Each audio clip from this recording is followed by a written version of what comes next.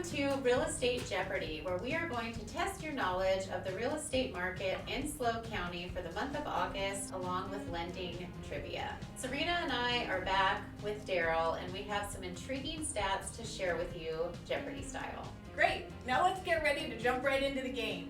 Here are your stats for August from the California Regional MLS. Jen and Darryl, get ready to ring in. Our first category is months of inventory. In August, how many months of inventory did SLO County have? 2 to 3. Wrong answer. What is 5 months? That is correct. It remains at 5 months, which indicates a few more options for buyers than in recent years. This is still low enough to be considered a seller's market. Moving on to our next category, number of sales. How many residential sales were recorded in August per the MLS?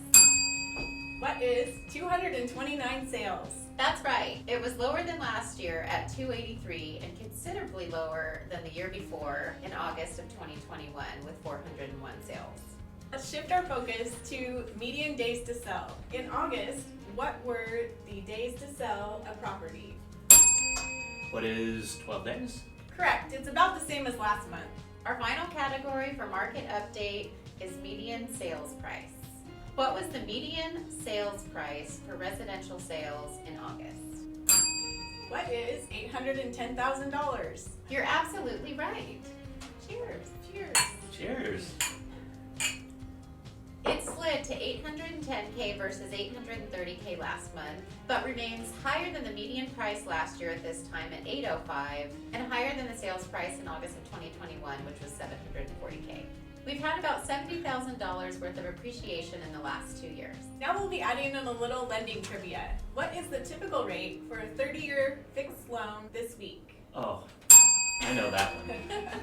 So I would say the typical rate on a 30-year fixed conventional loan is probably in the 7.25% to 7.3% range. But there's a pretty wide spread because you have first-time homebuyer enhancements that can take place on the conventional loans. You have FHA loans, which are governmental loans that are government subsidized. They can have lower rates yet in the 6s.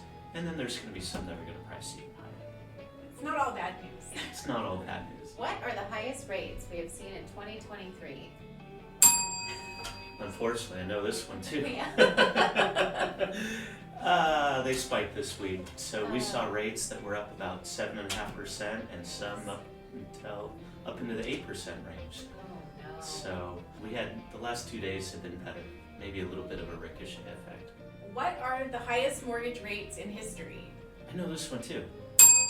So for as long as they've been tracking them, it's probably 1981 when interest rates averaged that year over 16%. Thanks. Just to give you some perspective. I think that's what my parents did when they bought their first house. Mm-hmm. Yeah, that goes back to a time when we had the oil embargo, there were high rates of inflation, and similar challenges as we experienced now. So as compared, we're actually pretty lucky that the rates are not nearly as high as they were back then. Very true. What is the minimum down payment you need to buy a house? I know that one. It's 0%. That's great. That's absolutely true, especially in this area where we can do USDA loans, VA loans, and in some cases down payment assistance with FHA or conventional financing. Always good news for the buyers. Mm-hmm. Remember that you don't need 20% down. What percentage of your down payment can be a gift or borrowed from your 401k? I know this one. You probably do too. I'll let you chime in. All right, the answer to that one is that the down payment can be 100% gift. So if there's somebody in your life, grandparent, parent, aunt, uncle, that type of thing, brother, sister, that's in a position to help you, down payment can be 100% gift, whether it be an FHA loan with 3.5% down, or a conventional loan 20% or more, or anything in between.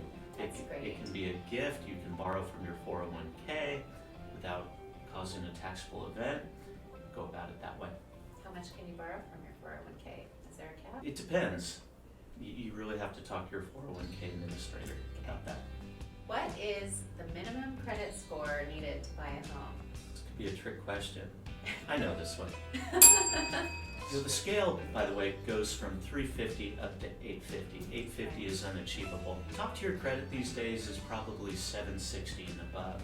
Lenders like it when you have a minimum score of at least 620, because then we can get an automated approval on an FHA loan, for instance, and usually maybe 620, 660 range for a conventional loan. The real answer there is you don't need a FICO score. If you have somebody that's inexperienced with credit, you can create one. You can create a credit history by using alternative credit documentation. That would be cell phone bills, utility bills, and the like. We can provide a supplement and get a score that way and create eligibility for credit.